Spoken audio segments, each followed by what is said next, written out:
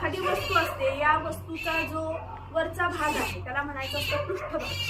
हा पृष्ठभाग नेमका कसा आहे तर ते दोन प्रकारचे. एक तर असतो गोल म्हणजेच वक्र. कसा?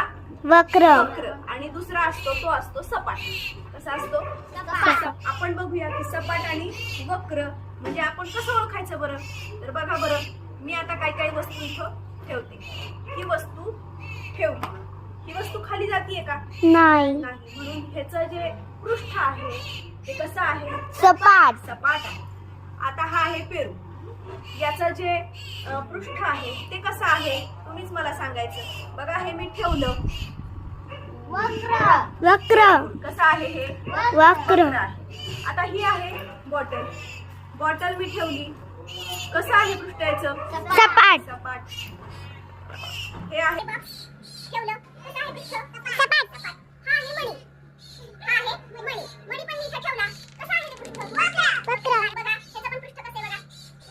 वक्र. कारण हे खाली निघून जाते किंवा गोल आहे. हे बघा आता पुन्हा याचं पण पृष्ठ कसं आहे? एका बाजूला काय आहे? सपाट. हे सपाट आहे, तुम्ही ठेवलं हल्लं का? नाही. पण हे जे पृष्ठ आहे हे वक्र आहे. मग हे वक्र. याचं पण पृष्ठ, हे ब्रेसलेट आहे, याचं पण पृष्ठ कसं आहे? वक्र आहे. हा रबर आहे, याचं पण पृष्ठ कसं आहे?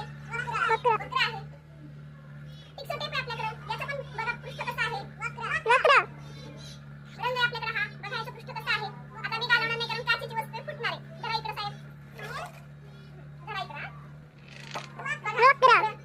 हा पण असाच आपल्याला वक्र पृष्ठभाग आहे, दाखवायची सुद्धा गरज नाही.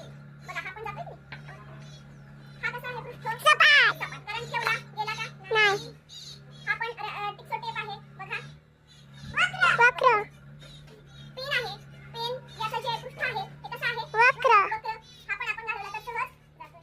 बॉल आहे आपल्याकडे, बॉल सुद्धा आपल्याकडे वक्र पृष्ठाचाच आहे. बघा अशा पद्धतीनं वेगवेगळे आपण जे पृष्ठ आहेत त्याच्यामध्ये वक्र कुठलं, सपाट कुठलं हे आपल्याला या वस्तूंच्या माध्यमातून आपण पाहिले. हे आता आपण कधीच विसरणार नाही की वक्र पृष्ठभाग म्हणजे काय. ज्याला वर्तुळाकार गोलाई असते तो पृष्ठभाग म्हणजे वक्र. आणि ज्याला सपाट असतं त्याला म्हणायचं की सपाट पृष्ठ.